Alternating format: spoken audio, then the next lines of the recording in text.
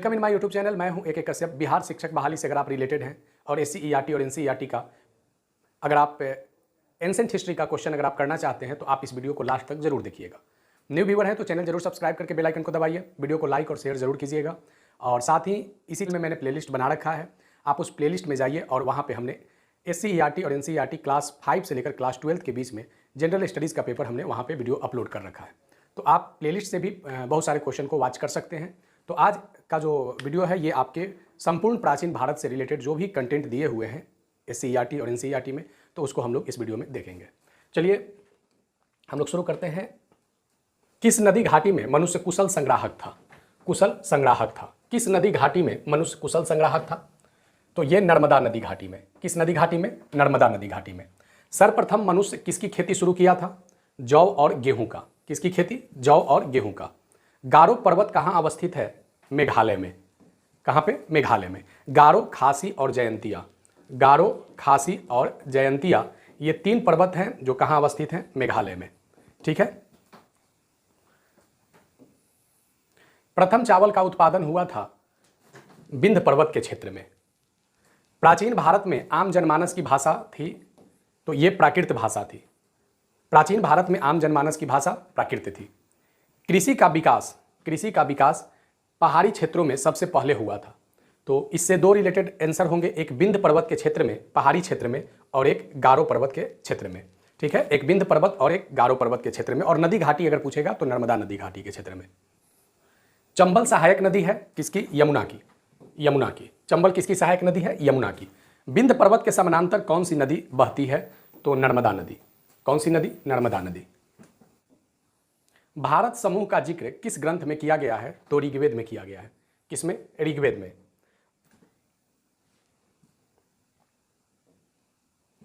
प्राचीन मनुष्य के जीवन में मौलिक परिवर्तन हुआ था किसके खोज के कारण? आग के आविष्कार के कारण।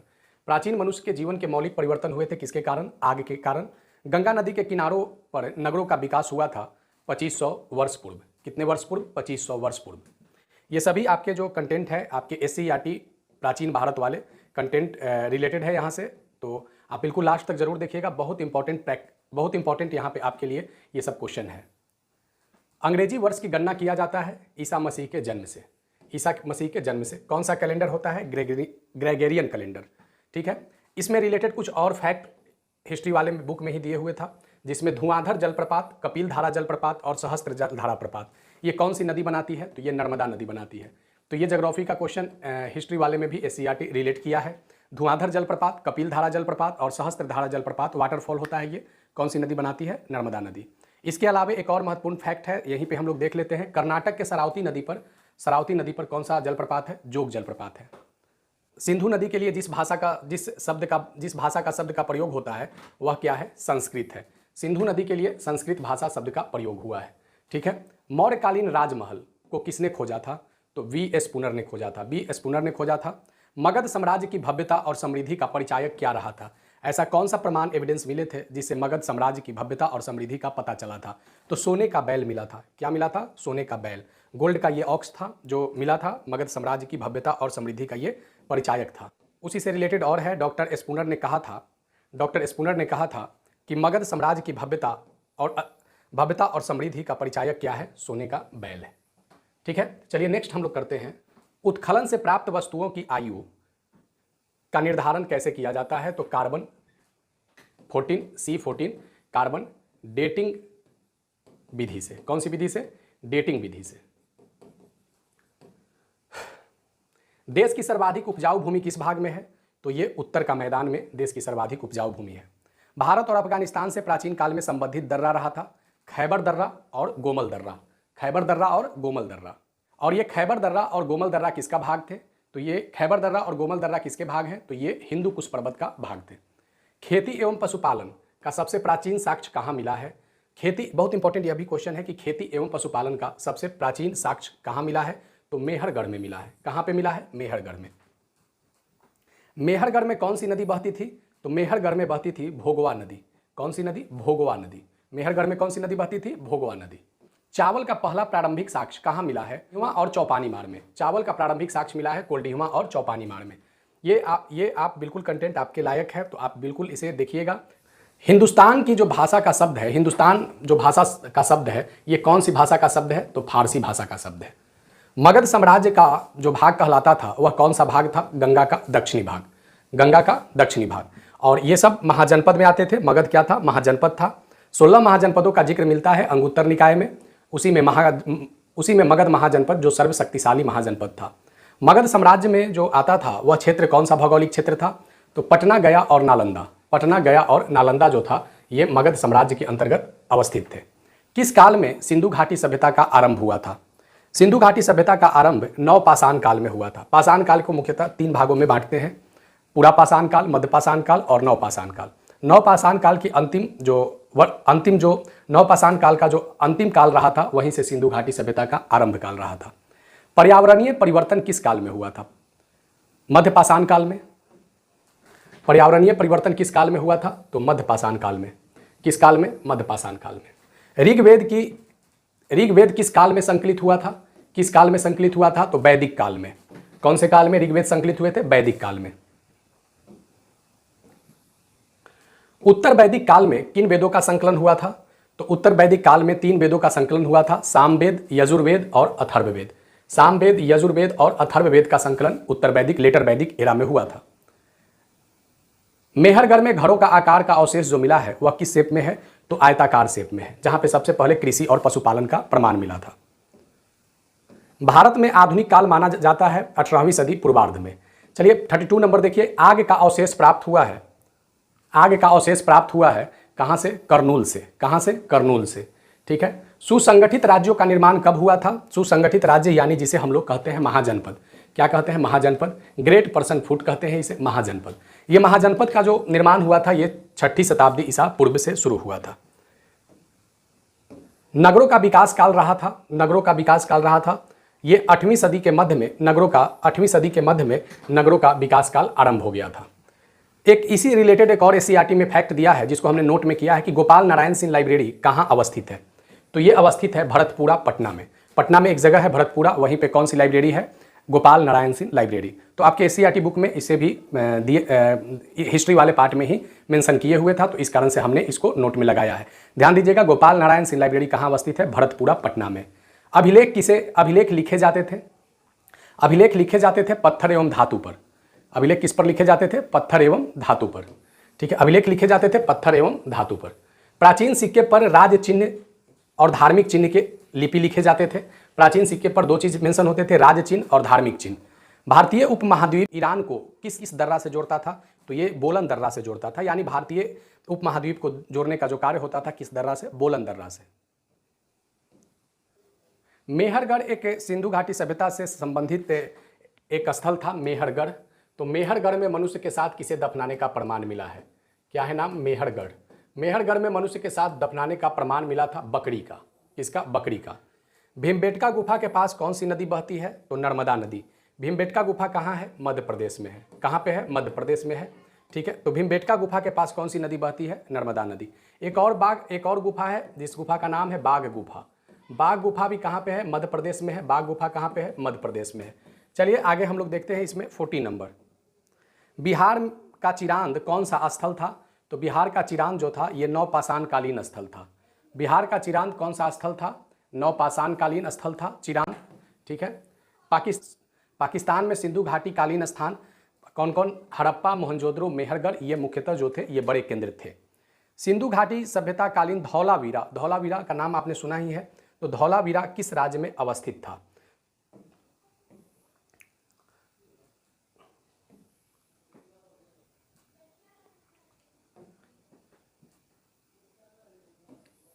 सिंधु घाटी सभ्यता कालीन धौलावीरा किस राज्य में अवस्थित था? धौलावीरा तो आपने सुना ही होगा, सिंधु घाटी सभ्यता का एक स्थल था। धौलावीरा का संबंध था गुजरात से। कहां से? गुजरात से। चलिए नेक्स्ट देखिए कि हड़प्पा सभ्यता की खोज कब हुई थी? तो वर्ष 1921 में हड़प्पा सभ्यता की खोज हुई थी। कब हुई थी? 1921 में।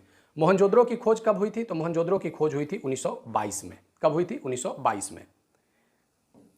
इसमें हम लोग 300 क्वेश्चन करेंगे। 300 क्वेश्चन है आपके प्राचीन भारत, जो आपका एससीईआरटी कंप्लीट कर देगा। कहाँ से? क्लास 6 से लेकर क्लास 10 तक। एससीईआरटी और एनसीईआरटी दोनों को कंप्लीट कर देगा 6 से लेकर 10 तक। तो बिल्कुल लास्ट तक ये 300 क्वेश्चन को आप एक बार कर लीजिए, काफ़ी आपको हेल्प मिलेगा। हड़प्पा का खोज किसने किया था? तो दयाराम साहनी ने। मोहनजोदड़ो का खोज किसने किया था? तो राखलदास बनर्जी ने किया था। किसने किया था? राखलदास बनर्जी ने। हड़प्पा का नगर दुर्ग अवस्थित था। हड़प्पा का नगर दुर्ग अवस्थित था। ऊंचाई वाले भाग पर हड़प्पा के नगर दुर्ग होते थे। ठीक है, नेक्स्ट देखिए 48 नंबर। स्नानागार जो ग्रेट बाथ का जो साक्ष्य मिला है, एविडेंस मिला है, वह कहाँ मिला है? तो ग्रेट बाथ का साक्ष्य मिला है मोहनजोदड़ो में। कहाँ मिला है? मोहनजोदड़ो में। ये मोहनजोदड़ो वर्तमान में कहाँ है? तो पाकिस्तान में, मोहनजोदड़ो में। मृतकों का टीला किसे कहते थे? मोहनजोदड़ो को मृतकों का टीला कहते थे। सिंधु घाटी के लोग जो घरों में प्लास्टर करते थे तो वो किसका लेप लगाते थे? जैसे तो चारकोल का लेप लगाते थे। किसका लेप लगाते थे? चारकोल का लेप लगाते थे। नेक्स्ट चलिए 51 नंबर देखेंगे कि यज्ञ का प्रमाण कहां से मिला है? किसका? यज्ञ का प्रमाण। यज्ञ का प्रमाण कहां से प्राप्त हुआ है? कालीबंगा और लोथल से। कालीबंगा और लोथल से यज्ञ के प्रमाण मिले हैं। भंडारगढ़ी का प्रमाण कहां से मिला है? स्टोरेज कहां से मिला है सिंधु घाटी सभ्यता में? तो मोहनजोदड़ो और लोथल से। मोहनजोदड़ो और लोथल और हड़प्पा से, ये तीनों जगह पे भंडारगढ़ी का प्रमाण मिला है। 53 नंबर देखेंगे कि हड़प्पा वासी मिट्टी के लाल बर्तन पर किस रंग का उपयोग करते थे? तो मिट्टी के लाल बर्तन पर काले रंग का उपयोग करते थे। हड़प्पा के मुहर का आकार कैसा होता था? तो हड़प्पा के मुहर का आकार आयताकार, वृत्ताकार और वर्गाकार होता था। ठीक है, नेक्स्ट चलिए देखते हैं। कपास की खेती का सर्वप्रथम प्रमाण कहाँ मिला था? तो कपास की खेती मेहरगढ़ में मिला था। कहाँ मिला था? मेहरगढ़ में मिला था। कपास की खेती का जो सर्वप्रथम प्रमाण मिला था मेहरगढ़ में। चनहुद्रो किस नदी के किनारे था? तो सिंधु नदी के किनारे चनहुद्रो था। सिंधु नदी के किनारे चनहुद्रो था। नेक्स्ट हम लोग करेंगे कपास की खेती मेहरगढ़ में और चनहुद्रो किस नदी के किनारे? सिंधु नदी के किनारे। हड़प्पा किस नदी के किनारे अवस्थित था? तो ये अवस्थित था रावी नदी के किनारे। किस नदी के किनारे? रावी नदी के किनारे। तो चलिए यहाँ पे भी कर लेते हैं। हड़प्पा किस नदी के किनारे अवस्थित था? तो रावी नदी के किनारे। मोहनजोदड़ो किस नदी के किनारे अवस्थित था? तो ये सिंधु नदी के किनारे। मोहनजोदड़ो सिंधु नदी के किनारे। सिंधु घाटी सभ्यता में मनका मोती और जो आर्टिफिशियल जो निर्माण होते थे ये कहाँ होते थे? तो यह होते थे चनहुद्रो में। कहाँ होते थे? चनहुद्रो में। ठीक है, चनहुद्रो में जो भी मनका बनता था या जो भी आर्टिफिशियल बनते थे तो वो कहाँ बनते थे? चनहुद्रो में। फ्रेंच से नहीं बनाई जाती थी तो मनका और चूड़ी जो थे ये नहीं बनाए जाते थे। छोटे बर्तन हड़प्पा में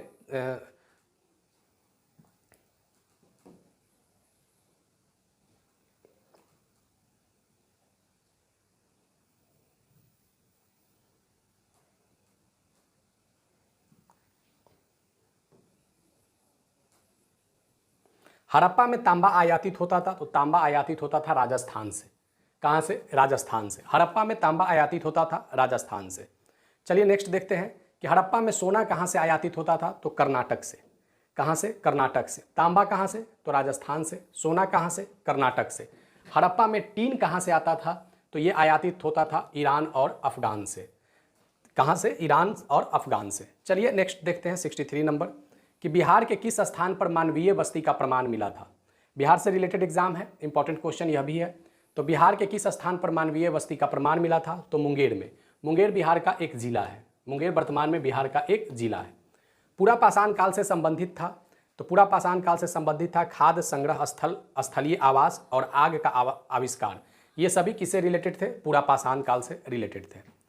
चलिए नेक्स्ट देखते हैं कि किस काल में पर्यावरणीय परिवर्तन हुआ था? तो ये हम लोग कर चुके हैं। मध्य पाषाण काल में पर्यावरण परिवर्तन हुआ था। लकड़ी युक्त औजारों का प्रयोग किस काल में शुरू हुआ था?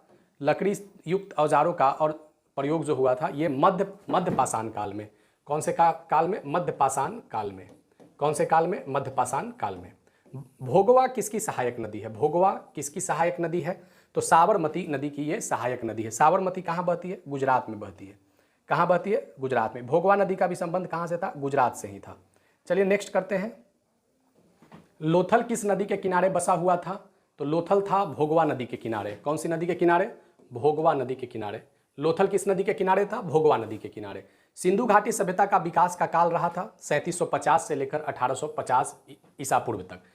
ठीक है, 1850 ईस्वी ईसा पूर्व के बाद सिंधु घाटी सभ्यता का धीरे धीरे पतन होने लगा था। ठीक है, नेक्स्ट देखिए कि मेसोपोटामिया सभ्यता विकसित हुआ था।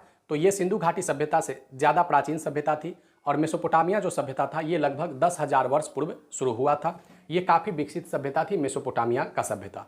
मेलहुआ शब्द ये भी इंपॉर्टेंट है। मेलहुआ शब्द का प्रयोग मेसोपोटामिया वाले किसके लिए करते थे? तो सिंधु घाटी सभ्यता वाले लोगों के निवासियों के लिए मेलुहा शब्द का प्रयोग मेसोपोटामिया वाले लोग करते थे। मेसोपोटामिया सभ्यता का विकास कहाँ हुआ था? तो मेसोपोटामिया सभ्यता का संबंध रहा था इराक से। कहाँ से? इराक से।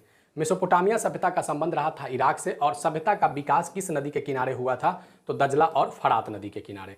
किस नदी के किनारे? दजला और फरात नदी के किनारे। इसका 11th और 12th में भी हिस्ट्री में बहुत सारे कंटेंट अभी और बचे हुए हैं, जिसका हम लोग 11th 12th का एक अलग से पार्ट में प्राचीन भारत को कर लेंगे। तो आप प्लेलिस्ट को जरूर वॉच कीजिएगा, आपको वहाँ पे भी बहुत सारे कंटेंट मिलेंगे। धातु युग की शुरुआत कब हुआ था? धातु युग की शुरुआत हुआ था नवपाषाण काल में। धातु युग की शुरुआत हुआ था नवपाषाण काल में। कालीबंगा कहाँ अवस्थित है? तो कालीबंगा अवस्थित है राजस्थान में। बताइए कालीबंगा से क्या प्रमाण मिला था? यज्ञ का प्रमाण मिला था, जिसके बारे में अभी हम लोगों ने देखा भी था। राखीगढ़ी कहाँ अवस्थित है? राखीगढ़ी अवस्थित है हरियाणा में। कहाँ राखीगढ़ी है? हरियाणा में। धातु युग कब आया? नवपाषाण में। कालीबंगा राजस्थान में, राखीगढ़ी हरियाणा में। चलिए नेक्स्ट देखते हैं हम लोग। लोथल कहाँ अवस्थित है? लोथल है गुजरात में। कहाँ पे है? लोथल गुजरात में है। अब हम लोग यहाँ पे चलेंगे कुछ संस्कृति और कुछ धार्मिक ग्रंथों के बारे में। जैसे धार्मिक ग्रंथ में वेद की संख्या कितने हैं? 4 है। वेद की संख्या कितने हैं? 4 है। ऋग्वेद, सामवेद, यजुर्वेद और अथर्ववेद। पुराण की संख्या कितने हैं? तो पुराण की संख्या 18 है। उपनिषद की संख्या कितने हैं? तो 108 है। और आरण्यक की संख्या कितने हैं? तो आरण्यक की संख्या 6 है। आरण्यक की संख्या क्या है? कितने हैं? 6 है। आहार संस्कृति का विकास कहाँ हुआ था? बताइए। आहार संस्कृति, जौड़वे संस्कृति, ये सब महत्वपूर्ण क्वेश्चन है और पूछे जाने वाले ये सब क्वेश्चन है। आहार संस्कृति जो था, इसका विकास हुआ था राजस्थान में। कहाँ पे? राजस्थान में। जौड़वे संस्कृति का जो विकास हुआ था, यह कहाँ हुआ था? इसको भी हम लोग कर लेंगे। जौड़वे संस्कृति का विकास हुआ था महाराष्ट्र में। कहाँ पे हुआ था? महाराष्ट्र में। जौड़वे संस्कृति का विकास हुआ था महाराष्ट्र में। और इमाम गांव संस्कृति का विकास कहाँ हुआ था? तो यह भी महाराष्ट्र में। आर्यों का प्रारंभिक निवास स्थान कहाँ था? आर्यों का प्रारंभिक निवास स्थान कहाँ था? तो पश्चिमोत्तर भारत। कौन सी भारत? पश्चिमोत्तर भारत। पश्चिम और उत्तर वाला जो भाग था, वहीं पे आर्यों का प्रारंभिक निवास रहा था। ठीक है, चलिए आगे देखते हैं। भाषा को भारोपीय कहा जाता था। आर्य जो थे, इनकी जो भाषा जो थी, उस भाषा को क्या कहते थे? भारोपीय कहते थे। यानी जो भारत और यूरोप की भाषा मिक्सअप होते थे, उसे क्या कहते थे? भारोपीय कहते थे। यहाँ पे देखिएगा क्वेश्चन कि सप्त सिंधु में सिंधु नदी के अलावे कितने नदी थे? तो सप्त सिंधु में सिंधु के अलावे 5 नदी थे। कितने नदी थे? 5 नदी थे। चलिए नेक्स्ट देखिएगा कि किस काल में आर्य गंगा द्वाब में निवास बनाया था? किस काल में आर्यों ने गंगा द्वाब में अपना निवास बनाया था? तो ये बनाया था उत्तर वैदिक काल में। उत्तर वैदिक काल में आर्य गंगा के द्वाब में आकर वो क्या हो गए थे? बसने लगे थे। कहाँ पे आके बसने लगे थे? द्वाब में आकर बसने लगे थे। उत्तर वैदिक काल क्या था? एक ग्रामीण सभ्यता थी और सिंधु घाटी एक शहरी सभ्यता थी। उत्तर वैदिक काल एक ग्रामीण सभ्यता थी और सिंधु घाटी सभ्यता एक शहरी सभ्यता थी। उत्तर वैदिक काल 85 नंबर देखेंगे क्वेश्चन यहाँ पे कि उत्तर वैदिक काल में आर्यों का बिहार में निवास स्थान किस नदी के किनारे बना था? उत्तर वैदिक काल में आर्यों का बिहार में जो निवास बना था, ये गंडक नदी के किनारे बना था। कौन सी नदी के किनारे? गंडक नदी के किनारे। ऋग वैदिक काल में आम जनमानस की संस्था क्या कहलाती थी? तो समिति कहलाती थी। क्या कहलाती थी? समिति कहलाती थी। नेक्स्ट चलिए 87 नंबर हम लोग देखेंगे। नेक्स्ट क्वेश्चन आगे करेंगे कि ऋग वैदिक काल में आर्यों का मुख्य व्यवसाय क्या था? ऋग वैदिक काल में आर्यों का मुख्य व्यवसाय क्या था? पशुपालन था। पशुपालन था। ठीक है, पशुपालन था ऋग वैदिक काल में। उत्तर वैदिक काल में मनोरंजन के साधन क्या थे? तो घोड़दौड़ थे। हॉर्स राइडिंग जिसे बोलते हैं, घोड़दौड़। उत्तर वैदिक काल में क्या था? घोड़दौड़ था मनोरंजन का साधन। ठीक है, क्या था? घुड़दौड़ था। चलिए नेक्स्ट आगे करते हैं हम लोग कि ऋग्वैदिक काल के प्रमुख देवता कौन थे? तो ऋग्वैदिक काल के सबसे प्रमुख देवता के रूप में इंद्र की उपासना होता था। किसकी उपासना होता था? इंद्र की उपासना होता था। सिंधु घाटी सभ्यता में किस देवता की पूजा की जाती थी? तो ये पशुपति का पूजा किया जाता था, साथ ही मातृ देवी का पूजा होता था। किसका पूजा होता था? मातृ देवी का। और सिंधु घाटी सभ्यता के लोग पर्यावरण की भी उपासना करते थे। किसकी उपासना करते थे? पर्यावरण की भी उपासना करते थे। ऋग्वैदिक काल के प्रमुख देवता कौन हो गए? इंद्र हो गए। और सिंधु घाटी सभ्यता में पशुपति का पूजा होता था। चलिए नेक्स्ट देखिए कि आर्यों का जो सामाजिक वर्गीकरण रहा था, वह कौन कौन से इनके सामाजिक वर्गीकरण रहे थे? क्योंकि वैदिक काल में जन्म के आधार आर्यों के जो सामाजिक वर्गीकरण रहा था, ये जो बटे होते थे, ये तीन वर्गों में बटे होते थे। आर्यों में एक योद्धा होता था, पुरोहित होता था और एक साधारण जन होते थे। ठीक है, आर्यों का एक सामाजिक वर्गीकरण में कौन कौन रहा था? योद्धा, पुरोहित और साधारण जन। चलिए नेक्स्ट देखते हैं, नेक्स्ट क्वेश्चन को करते हैं हम लोग कि उत्तर भारत में लौह युग का आरंभ हुआ था। उत्तर भारत में लौह युग का आरंभ हुआ था लेटर वैदिक एज, उत्तर वैदिक काल से। कब से हुआ था? उत्तर वैदिक काल से। ठीक है। बलि क्या है? बलि क्या है? वैदिक काल का एक प्रकार का क्या था? तो एक प्रकार का कर था, और इसको उपहार के रूप में भी मेंशन किया जाता है। किसके रूप में? उपहार के रूप में। तो बलि वैदिक काल में एक प्रकार का क्या था? कर था, और इसे उपहार के रूप में भी मेंशन किया जाता है। अद्वैत का सिद्धांत कहाँ से मिलता है? अद्वैत की सिद्धांत की जानकारी कहाँ से मिलती है?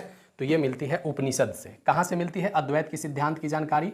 उपनिषद से। कितने उपनिषद हैं? 108 उपनिषद हैं। चलिए आगे करेंगे नेक्स्ट क्वेश्चन को। आप 300 क्वेश्चन तक बिल्कुल बने रहिएगा। आश्रम कितने प्रकार के होते थे? आश्रम कितने प्रकार के थे? तो आश्रम 4 प्रकार के थे, और ये 4 प्रकार के आश्रम जुड़े होते थे आर्य संस्था से। तो ये जो जुड़े होते थे 4 प्रकार के आश्रम, तो ये कौन कौन सा आश्रम होता था? पहला आश्रम होता था ब्रह्मचर्य आश्रम। कौन सा आश्रम? ब्रह्मचर्य आश्रम। उस ब्रह्मचर्य आश्रम के बाद होता था गृहस्थ आश्रम, गृहस्थ आश्रम, और तीसरा आश्रम जो होता था ये वानप्रस्थ आश्रम होता था, और चौथे आश्रम जो था वो संन्यास आश्रम होता था। ठीक है। तो इन आश्रमों को व्यक्ति के उम्र के आधार पर बांटे जाते थे। 100 वर्षों में से 25-25 वर्ष का, 0 से 25 ब्रह्मचर्य, 25 से 50 गृहस्थ, और वानप्रस्थ 50 से 75 का जो आश्रम होता था, और संन्यास जो होता था ये 75 से 100 वर्ष तक के, ये अलग अलग वर्गों में बांटे जाते थे। इमाम गांव बस्ती, इमाम गांव बस्ती कहाँ था? महाराष्ट्र में था। इस प्रकार की सभ्यता कैसी सभ्यता थी? तो कांस्य युगीन सभ्यता थी। कैसी सभ्यता थी? कांस्य युगीन सभ्यता थी। सिंधु घाटी सभ्यता भी कैसी सभ्यता थी? तो कांस्य युगीन सभ्यता थी। चलिए नेक्स्ट देखते हैं कि पूर्व उत्तर भारत में जो भाषा बोली जाती थी, पूर्व उत्तर भारत यानी नॉर्थ ईस्ट के रीजन के बारे में बात हो रहा है। तो नॉर्थ ईस्ट के रीजन में जो भाषा बोली जाती थी, तो न तो हिंदी न प्राकृत, वहाँ जो भाषा बोली जाती थी वह तिब्बत और बर्मा वाली भाषा बोली जाती थी। ये नॉर्थ ईस्ट की बात हो रहा है, उत्तर पूर्व की बात हो रहा है, उत्तर पूर्व की बात हो रहा है। ठीक है। तो ऋग्वेद में गंगा नदी का जिक्र कितनी बार हुआ है? तो ऋग्वेद में गंगा नदी का जिक्र 1 बार हुआ है। ऋग्वेद में जो सर्वप्रमुख नदी के रूप में जिसका जिक्र हुआ है वह है सिंधु नदी। कौन सी नदी? सिंधु नदी। और प्रमुख देवता के रूप में जो जिनका यूज हुआ है वह है इंद्र। ऋग्वैदिक में सर्वाधिक किस नदी का जिक्र हुआ है? तो सिंधु नदी का। आगे हम लोग करेंगे क्वेश्चन को देखेंगे कि उद्दालक ऋषि का बचपन का नाम क्या था। उद्दालक ऋषि के बचपन का नाम आरुणि था। क्या था? आरुणि था। युद्ध में जीते गए धन का हिस्सेदार होता था राजा, पुरोहित और आम जनता। ये युद्ध किसके संबंध में था? ये जो आर्य लोग जो युद्ध लड़ते थे उस युद्ध के संदर्भ में है कि जो धन जीते जाते थे उसमें राजा, पुरोहित और आम जनता, ये तीनों में बढ़ता था। ठीक है। नेक्स्ट चलिए देखते हैं।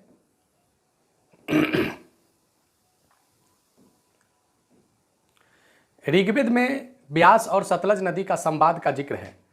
यह संवाद किनके साथ हुआ था?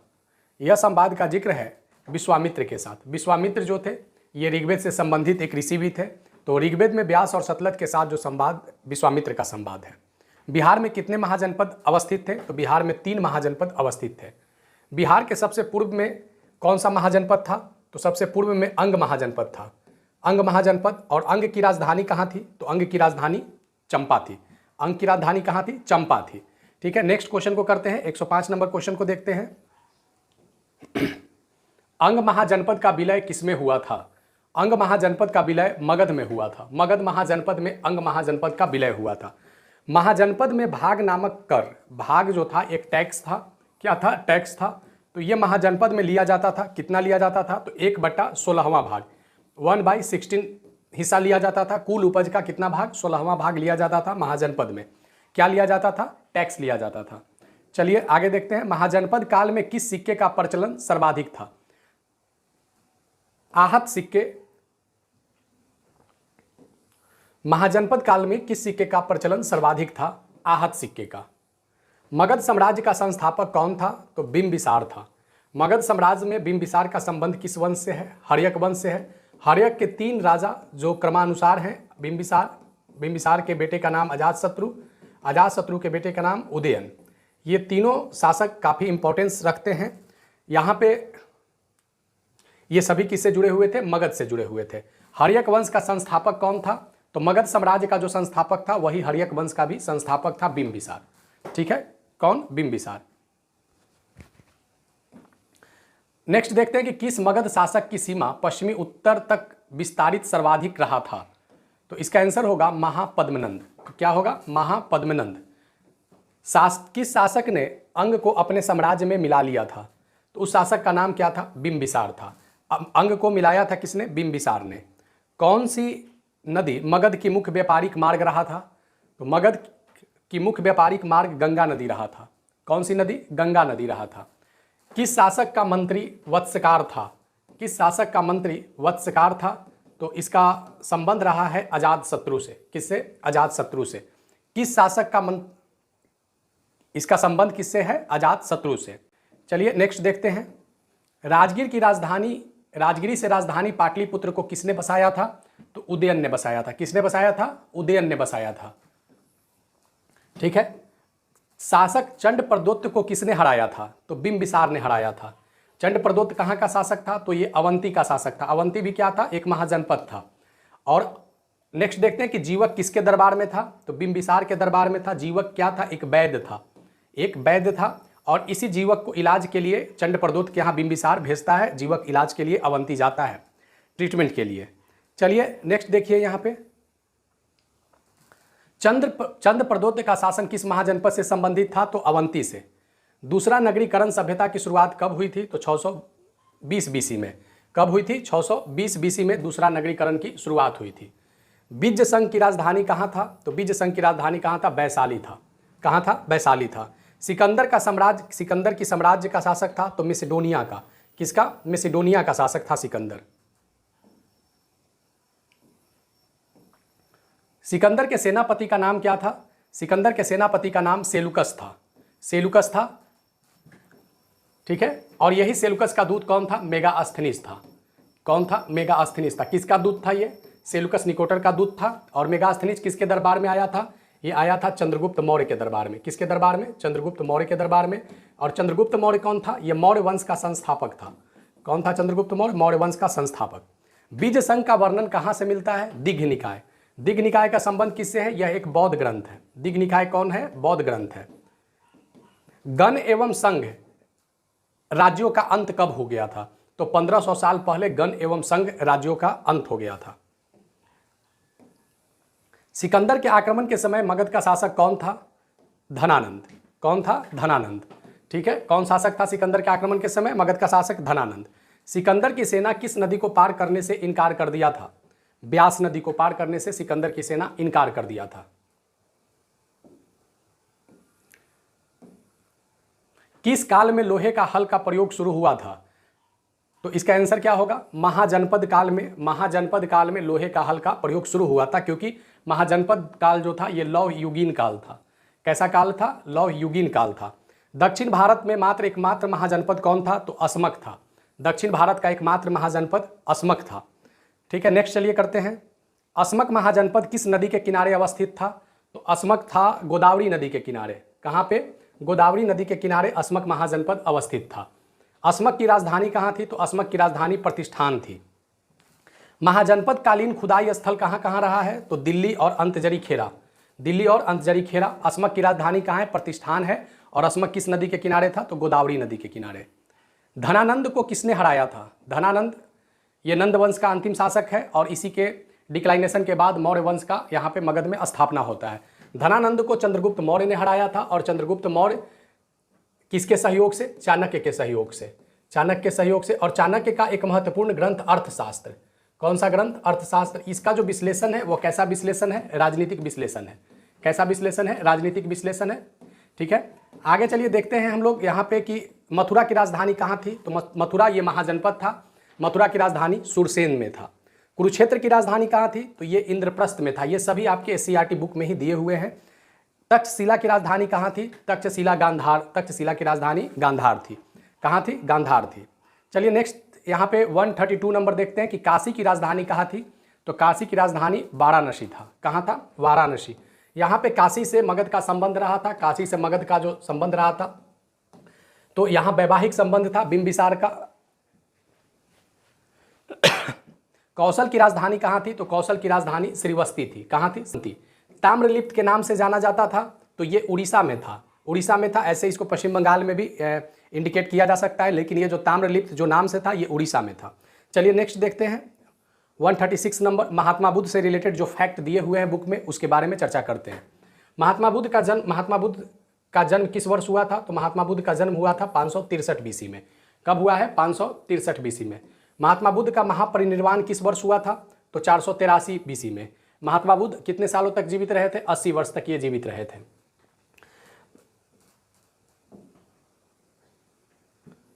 महात्मा बुद्ध से रिलेटेड कुछ और फैक्ट है जिस पे हम लोग नज़र डाल लेते हैं। महात्मा बुद्ध के पिता का नाम क्या था? सुयोधन था। और माता का नाम क्या था? महामाया था। पत्नी का नाम क्या था? यशोधरा था। पुत्र का नाम क्या था? राहुल था। महात्मा बुद्ध ने 29 वर्ष की अवस्था में गृह त्याग किया था। महात्मा बुद्ध ने 29 वर्ष की अवस्था में गृह त्याग किया था। गृह त्याग की इस घटना को बौद्ध धर्म में क्या कहते हैं? महाभिनिष्क्रमण कहते हैं। क्या कहते हैं इसे? महाभिनिष्क्रमण कहते हैं। महाभिनिष्क्रमण कहते हैं। महात्मा बुद्ध के द्वारा गृह त्याग की घटना को बौद्ध धर्म में महाभिनिष्क्रमण कहा जाता है। महात्मा बुद्ध को 35 वर्ष की अवस्था में ज्ञान की प्राप्ति हुआ था। इसे हम लोग संबोधि कहते हैं। इसे क्या कहते हैं? संबोधि कहते हैं। महात्मा बुद्ध की ज्ञान प्राप्ति की घटना को संबोधि कहते हैं। और ये ज्ञान प्राप्ति कहाँ हुआ था? बोध गया में हुआ था। कहाँ पे हुआ था? बोध गया में हुआ था। बोध गया ये कहाँ पे है? बिहार के गया जिले के अंतर्गत ये बोध गया है। और ये आप जो देख रहे हैं बोध गया, यहाँ पे एक नदी बहती थी, उस नदी का नाम था निरंजना नदी। कौन सी नदी? निरंजना नदी। निरंजना नदी के पास ही महात्मा बुद्ध का ज्ञान की प्राप्ति हुई थी। और ये सिद्धार्थ से क्या बने थे? महात्मा बुद्ध बने थे। महात्मा बुद्ध ने 5 ब्राह्मणों को दीक्षित किया था। इसे कहते हैं धर्मचक्र परिवर्तन। क्या कहते हैं इसे? धर्मचक्र परिवर्तन। महात्मा बुद्ध का अपना पहला उपदेश कहाँ दिए थे? सारनाथ में दिए थे। और यही रिलेट करता है किससे? धर्मचक्र परिवर्तन से। अब देखिए कि महात्मा बुद्ध के जीवन में सबसे पहले महाभिनिष्क्रमण, ठीक है, और उसके बाद ज्ञान की प्राप्ति होता है, उसे हम लोग कहते हैं संबोधि। और जो ज्ञान देते हैं उसे हम लोग कहते हैं धर्मचक्र। बौद्ध धर्म में कहा जाता है धर्मचक्र परिवर्तन। महात्मा बुद्ध जब शरीर को त्यागते हैं तो उसे बौद्ध धर्म में कहा जाता है महापरिनिर्वाण। ठीक है, महापरिनिर्वाण। ये रिलेटेड जो फैक्ट है ये पूछते भी हैं, तो ध्यान रखिएगा, ये सभी टर्म को पूछे जा सकते हैं। महात्मा बुद्ध अपने जीवन के सबसे लंबे समय तक कहाँ निवास किए थे? तो ये निवास किए थे श्रीवस्ती में। कहाँ पे? श्रीवस्ती में। और श्रीवस्ती कहाँ से संबंधित था? ये कौशल की राजधानी थी। अभी हमने किया था, कौशल की राजधानी कहाँ थी? श्रीवस्ती। और कौशल की ये राजधानी थी श्रीवस्ती। महात्मा बुद्ध अपने समकालीन राजाओं से संबंधित थे। तो महात्मा बुद्ध से समकालीन राजा में कौशल के राजा प्रसेनजीत थे। मगध के राजा बिंबिसार और अजातशत्रु जो था, ये महात्मा बुद्ध का क्या था? समकालीन था। चलिए नेक्स्ट देखिए, यहाँ पे नेक्स्ट हम लोग देखते हैं कि महात्मा बुद्ध का महापरिनिर्वाण कहाँ हुआ था? महात्मा बुद्ध का महापरिनिर्वाण हुआ था कुशीनगर में। कहाँ हुआ था? कुशीनगर में। महात्मा बुद्ध का महापरिनिर्वाण हुआ था कहाँ पे? कुशीनगर में। महात्मा बुद्ध ने जीवन के किस मार्ग को सबसे उत्तम मार्ग बताया था? मध्यम मार्ग को। कौन से मार्ग को? मध्यम मार्ग को। महात्मा बुद्ध ने अपने ज्ञान की प्राप्ति के लिए इन्होंने कितने मार्ग को खोजा था? तो 8 मार्गों को खोजा था। इसी को बौद्ध धर्म में कहते हैं अष्टांगिक मार्ग। क्या कहते हैं? अष्टांगिक मार्ग। ठीक है, अष्टांगिक मार्ग। महात्मा बुद्ध ने कितने मार्ग को खोजा था? 8 मार्ग को। और जीवन के लिए कौन से मार्ग को सबसे उत्तम बताया था? मध्यम मार्ग। महात्मा बुद्ध को ज्ञान की प्राप्ति बोध गया में हुआ था। किस वृक्ष के नीचे हुआ था? तो पीपल वृक्ष के नीचे हुआ था। किस काल में वर्ण व्यवस्था जन्म आधारित हो गया था?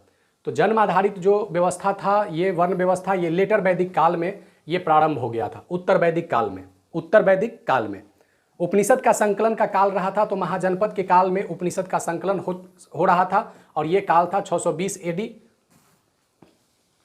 यह काल था 620 BC। क्या था? 620 BC। नैतिकता और यम का संवाद किस पर आधारित था? तो आत्मा अमर है इस संवाद पर आधारित था। सिद्धार्थ ने अपने जीवन के प्रारंभिक अवस्था में किसे देखा था? तो ये देखे थे मृत व्यक्ति को, सन्यासी को और बूढ़े व्यक्ति को। इससे ये काफ़ी प्रभावित हुए थे और इनको जीवन में एकांत जो था वो काफ़ी प्रिय था। और ये 3 जो घटना इनके जीवन में आया था जो इनको गृह त्याग में काफ़ी समर्थन देता है। अशोक ने सारनाथ स्तूप का निर्माण करवाया था।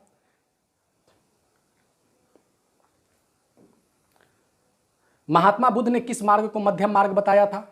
किस मार्ग को मध्यम मार्ग बताया था? तो दुख निरोधक मार्ग को इन्होंने मध्यम मार्ग बताया था। कौन से मार्ग को? दुख निरोधक मार्ग को। जिन क्या है? जिन जैन धर्म से जुड़ा हुआ शब्द है। जैन धर्म से जिन का मतलब है जीतने वाला। जिन का मतलब है जीतने वाला। महावीर स्वामी का जन्म हुआ था कहाँ पे? कुंडलग्राम में। कहाँ हुआ था? कुंडलग्राम में। महावीर ने किस उम्र में गृह त्याग किया था? तो महावीर ने 30 वर्ष के उम्र में गृह त्याग किया था। कितने वर्ष की उम्र में गृह त्याग किया था? तो 30 वर्ष के उम्र में गृह त्याग किया था। कितने वर्ष की उम्र में? 30 वर्ष की उम्र में। महावीर किस नदी के किनारे ज्ञान की प्राप्ति किए थे? तो ये ऋजुपालिका नदी के किनारे ज्ञान की प्राप्ति किए थे। ज्ञान की प्राप्ति जो किए थे, महात्मा बुद्ध का पीपल था, तो महावीर का क्या था? साल ट्री था, साल वृक्ष था। कहाँ पे ज्ञान प्राप्ति हुई थी? राजगीर में हुई थी, राजगीर में हुई थी। महावीर ने पंच महाव्रत के सिद्धांत में, जैन धर्म में 4 व्रत थे, उसमें 5वां सिद्धांत महावीर का था। जब 5वां सिद्धांत महावीर ने दिया तो उसे कहा जाने लगा पंच महाव्रत। पंच महाव्रत का जो सिद्धांत था ये किससे जुड़ा हुआ था? तो ब्रह्मचर्य से जुड़ा हुआ था। किससे जुड़ा हुआ था? ब्रह्मचर्य से। त्रिपिटक का संबंध किस धर्म से है? ये क्वेश्चन बीपीएससी सिविल सर्विस वगैरह में भी पूछा है और पूछता है। त्रिपिटक का संबंध है बौद्ध धर्म से। किससे है? बौद्ध धर्म से। सूत पिटक, विनय पिटक और अधिधम्म पिटक, ये 3 पिटक हैं जिसे हम लोग त्रिपिटक कहते हैं। त्रिरत्न का संबंध किससे है? ये जैन धर्म से है। त्रिरत्न का संबंध जैन धर्म से है। महावीर स्वामी की मृत्यु कहाँ हुई थी? तो नालंदा के पावापुरी में महावीर स्वामी की मृत्यु हुई थी। कहाँ हुई थी? नालंदा के पावापुरी में महावीर स्वामी की मृत्यु हुई थी।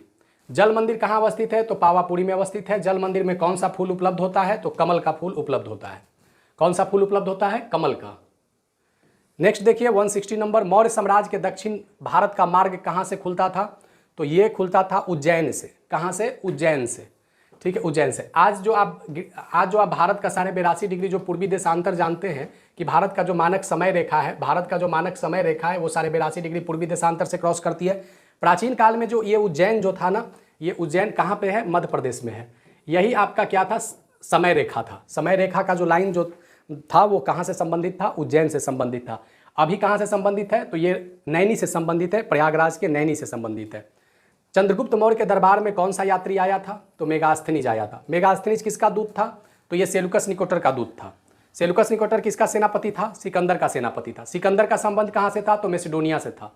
ठीक है, कहाँ से था? मैसिडोनिया से था। सिकंदर की कौन सी सेना कौन सी नदी को पार करने से इनकार कर दिया था? तो ब्यास नदी को पार करने से इनकार कर दिया था। मेगास्थनीज किसका दूत था?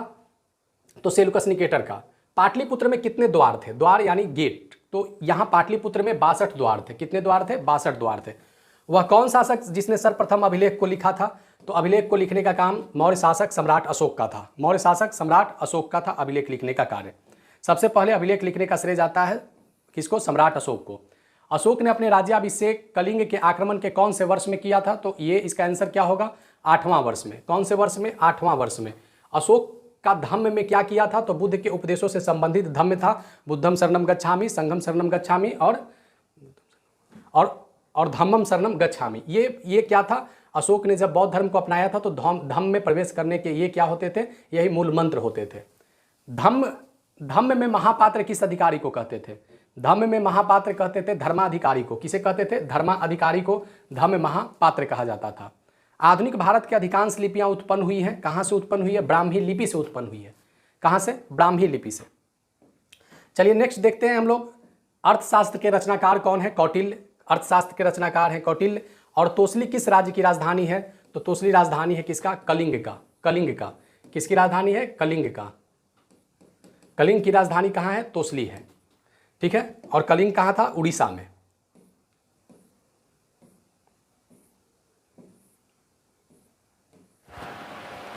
मौर्य वंश में कर राजस्व का भाग था 1/4 से लेकर 1/6 भाग तक।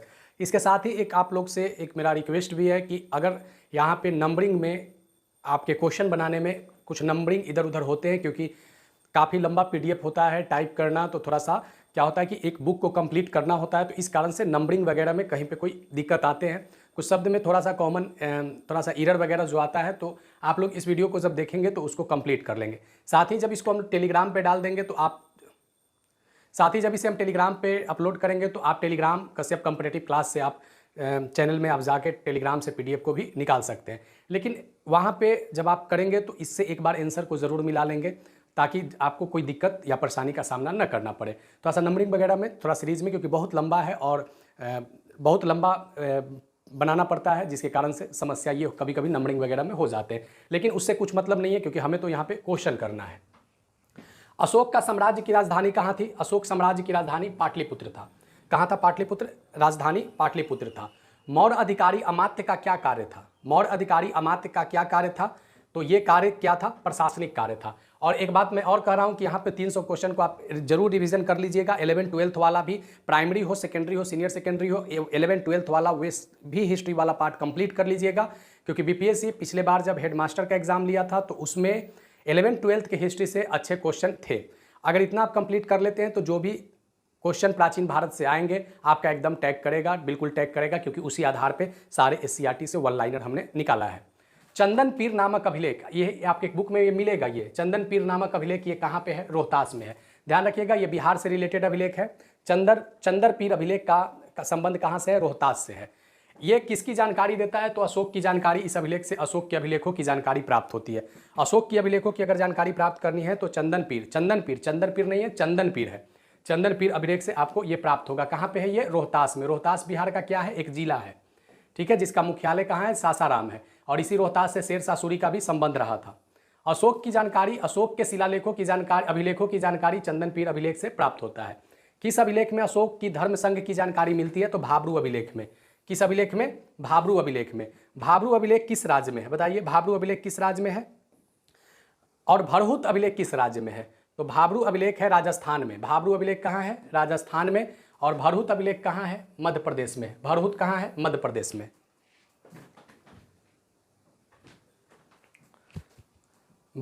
कहाँ पे है? मध्य प्रदेश में है। चलिए नेक्स्ट देखिए, ये कभी कभी एक ही क्वेश्चन दो बार इसलिए हो जाते हैं क्योंकि स्क्रीनशॉट लेने में क्वेश्चन थोड़ा सा अरेंज इधर उधर हो जाता है, इस कारण से एक ही क्वेश्चन दो बार आपको दिखाई देते होंगे कभी कभी। सर्वप्रथम ब्राह्मी लिपि को किसने पढ़ा था? तो जेम्स प्रिंसेप ने पढ़ा था। जेम्स प्रिंसेप ने पढ़ा था ब्राह्मी लिपि को सबसे पहले। बराबर की पहाड़ी, बराबर की पहाड़ी कहाँ है? जहानाबाद जिला में। कहाँ है? जहानाबाद जिला में। बराबर की पहाड़ी की 3 गुफा अशोक ने किसे दान में दिया था? तो आजीवक को दिया था। किसको दिया था? आजीवक। ये भी आपके बौद्ध धर्म और जैन धर्म के साथ ही ये रिलेट करने वाले एक संप्रदाय था, आजीवक संप्रदाय। अशोक के राज्यादेश में कौन से पत्थर का उपयोग हुआ है? अशोक जो आदेश देता, सम्राट अशोक जो आदेश दिया जाता था, सम्राट अशोक के द्वारा जो आदेश दिया जाता था, उस आदेश में कौन से पत्थर का प्रयोग हुआ है? तो बलुआ पत्थर का प्रयोग हुआ है। किस पत्थर का? बलुआ पत्थर का। अशोक स्तंभ जिसे राष्ट्रपति भवन में रखा गया है वह कौन सा अभिलेख है? वह है रामपुरवा अभिलेख। कौन सा अभिलेख है? रामपुरवा अभिलेख। सुदर्शन झील का निर्माण किसने करवाया था? चंद्रगुप्त मौर्य ने करवाया था। चंद्रगुप्त मौर्य के शासनकाल में होने के कारण यहाँ पे हमने ये भी मेंशन कर दिया है कि ऐसे जो कार्य किया था वो पुष्यगुप्त ने किया था, लेकिन शासन किसका था? चंद्रगुप्त मौर्य का था। शासन किसका था? चंद्रगुप्त मौर्य का था। और ये चंद्रगुप्त मौर्य का क्या था? गवर्नर था। कौन? पुष्यगुप्त। सुदर्शन झील का निर्माण पुष्यगुप्त ने करवाया था। भारत में संगमकालीन पुहार, अब कर रहे हैं, भारत में संगमकालीन पुहार का उपयोग किसके लिए किया जाता था? तो संगमकालीन पुहार का उपयोग होता था बंदरगाह के लिए। किसके लिए? बंदरगाह के लिए, पोर्ट के लिए। संगमकालीन राजवंश में कौन कौन शामिल थे? तो संगमकालीन राजवंश में 3 लोग शामिल थे, चोल, चेर और पांड्य। चोल, चेर और पांड्य। चोल, चेर और पांड्य। चलिए नेक्स्ट देखते हैं। संगम शब्द का तात्पर्य क्या होता है? तो कवियों के सभा को क्या कहते हैं? संगम कहते हैं। कवियों के सभा को क्या कहते हैं? संगम कहते हैं। संगमकालीन व्यापार, संगमकालीन व्यापार का उत्कर्ष का कारण क्या रहा था? तो विदेशी व्यापार संगमकालीन व्यापार का उत्कर्ष का मुख्य कारण रहा था। आगे देखिए, क्वेश्चन है कि किसने भारत में सोने के सिक्के को जारी किया था? भारत में सोने के सिक्के को जारी करने का श्रेय जाता है कुषाण वंश को। किसको जाता है? कुषाण वंश को। कुषाण वंश को। कुषाण वंश में एक प्रतापी शासक हुआ था जिसका नाम कनिष्क था।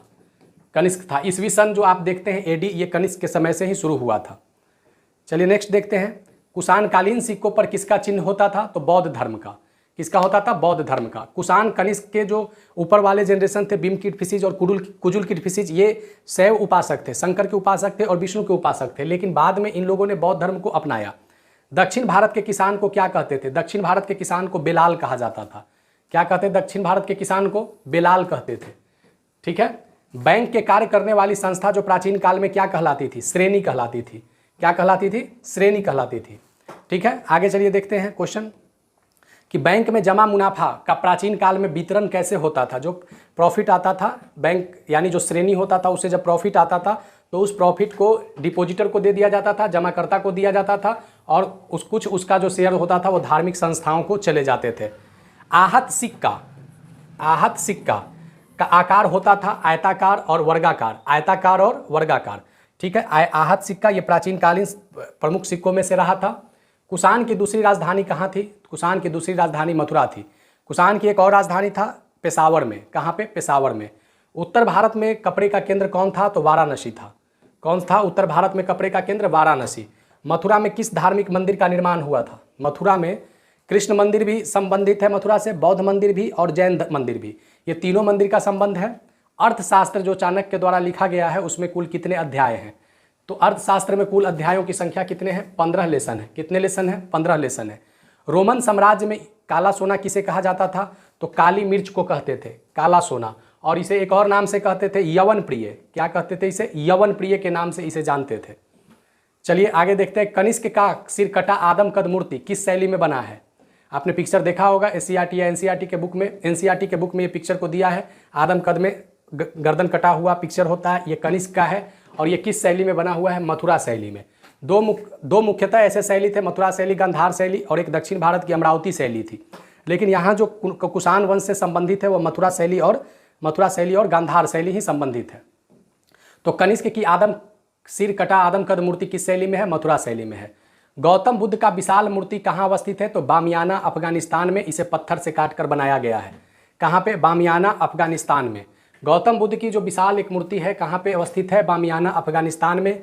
इसे कैसे बनाया गया है? तो पत्थर से काटकर। मिलिंद पनोह में मीनांडर का संवाद किस भिक्षु के साथ है? तो नागा अर्जुन के साथ है। किसके साथ है? नागा अर्जुन के साथ है। मिलिंद पनोह मीनांडर को किस नाम से जानते थे? मिलिंद के नाम से जानते थे। किस नाम से? मिलिंद के नाम से। चलिए आगे देखते हैं क्वेश्चन। मिलिंद पनोह में मिलिंद के नाम से जानते थे। कनिष्क की आदमकद मूर्ति किस पत्थर से बना हुआ है? बताइए किस पत्थर से बना हुआ है? तो बलुआ पत्थर से। किस पत्थर से? बलुआ पत्थर से। बलुआ पत्थर से। किस शासक ने सबसे पहले बौद्ध विहार को दान दिया था? तो कनिष्क ने दिया था। किसने दिया था? कनिष्क ने। यह बौद्ध धर्मावलंबी कनिष्क था। कनिष्क की बोधिसत्व का आदर्श की शाखा से था। तो ये बोधिसत्व, कनिष्क का बोधिसत्व की आदर्श की शाखा से था। तो ये रिलेटेड था महायान शाखा से। कौन से शाखा से? महायान शाखा से। कौन से शाखा से? महायान शाखा से। यहाँ पे जब देखिएगा कि जब चौथी बौद्ध संगति हुई है तो बौद्ध धर्म दो भागों में बट गया है, एक महायान और एक हीनयान। महायान जो है ये कहता है कि भगवान बुद्ध जो बुद्ध हैं ये भगवान हैं, भगवान हैं, और हीनयान का थॉट था कि बुद्ध महान पुरुष थे। ठीक है। हीनयान जो है ये बुद्ध के पूजा का उपासक है, मूर्ति पूजा का उपासक है। हीनयान जो है ये मूर्ति पूजा का उपासक नहीं है, तो ये एक बेसिक अंतर था हीनयान और महायान में। लेकिन कनिष्क का संबंध किससे था? महायान से था। तो महायान बौद्ध धर्म की शाखा में एक और विभाग होता है जिसका नाम है वज्रयान शाखा। वज्रयान शाखा का जो संबंध रहा था ये तंत्र मंत्र से रहा था। किससे रहा था? तंत्र यंत्र से। अब देखिए कि महाराष्ट्र में स्थित यहाँ से ये लाइन है, महाराष्ट्र में अवस्थित प्राचीन काल की कुछ गुफाएं हैं, जैसे कार्ले गुफा, अजंता गुफा, एलोरा गुफा, एलिफेंटा गुफा। ये सभी क्या है? महाराष्ट्र में अवस्थित प्राचीन काल की गुफाएं हैं। चलिए नेक्स्ट कीजिए। इसको 1 घंटा में आपको 300 क्वेश्चन हम करके दे देंगे। बिल्कुल आपका टाइम भी वेस्ट नहीं होगा, और जो भी आपका यहाँ पे रिलेटेड फैक्ट है वो एकदम करवा दिया। जो भी आपके प्राचीन भारत से रिलेटेड फैक्ट है वो लगभग इसमें आपको मिल जाएगा। बाघ गुफा कहाँ है? तो ये बाघ गुफा ग्वालियर में है, मध्य प्रदेश में है। शुंग कला के बौद्ध की जीवन की यात्रा किस शैली में दिखाया गया है? तो गांधार शैली में दिखाया गया है। चलिए नेक्स्ट करते हैं। मथुरा शैली में हिंदू जैन और बौद्ध मूर्तियों का निर्माण होता था। हिंदू जैन और बौद्ध मूर्तियों का मथुरा शैली में क्या होता था? निर्माण होता था। आधुनिक म्यांमार में कौन से बौद्ध धर्म की शाखा का विकास हुआ है? तो आधुनिक म्यांमार में थेरवाद, बौद्ध धर्म में एक थेरवाद का भी ब्रांच है जो बौद्ध धर्म से रिलेटेड है। तो आधुनिक म्यांमार में कौन से ब्रांच है? थेरवाद ब्रांच है। चलिए गुप्त साम्राज्य से रिलेटेड है। गुप्त साम्राज्य का वास्तविक संस्थापक कौन था? श्रीगुप्त था। गुप्त साम्राज्य का वास्तविक संस्थापक श्रीगुप्त। और गुप्त राजवंश का प्रभावशाली शासक कौन था? तो समुद्रगुप्त था। कौन था? समुद्रगुप्त था। समुद्रगुप्त से संबंधित एक हरिसेन का भी नाम आता है कि हरिसेन किसका दरबारी था? तो समुद्रगुप्त का दरबारी था हरिसेन। प्रयाग प्रशस्ति के रचनाकार कौन है? प्रयाग प्रशस्ति के रचनाकार हरिसेन है। प्रयाग प्रशस्ति के रचनाकार कौन है? हरिसेन है। नेक्स्ट देखिएगा कि विक्रमादित्य की उपाधि किस शासक ने धारण किया था? किस शासक ने धारण किया था? तो ये धारण किया था चंद्रगुप्त द्वितीय ने। किसने धारण किया था? चंद्रगुप्त द्वितीय ने। कौन सा उपाधि? विक्रमादित्य की उपाधि। नेक्स्ट देखिए कि मध्य प्रदेश में बीना बजाते हुए सिक्कों का संबंध किस शासक से है? तो समुद्रगुप्त का एक सिक्का है जिसमें बीना बजाते हुए दिखाया गया है। क्या बजाते हुए दिखाया गया है? बीना बजाते हुए दिखाया गया है। सोने के सिक्के की बड़ी मात्रा किस वंश में जारी हुआ था? तो समझिए किस शासक ने अगर जारी सोने की सिक्का की बड़ी मात्रा किस वंश में जारी हुआ था? तो सबसे ज़्यादा जो सोने की सिक्का जारी हुआ था ये गुप्त वंश में हुआ था। किस वंश में हुआ था? गुप्त वंश में। किस वंश में? गुप्त वंश में। नेक्स्ट देखिए कि प्रभावती देवी की शादी किससे हुई थी? तो रुद्रसेन द्वितीय से। रुद्रसेन द्वितीय का संबंध किससे था? तो वाकाटक था।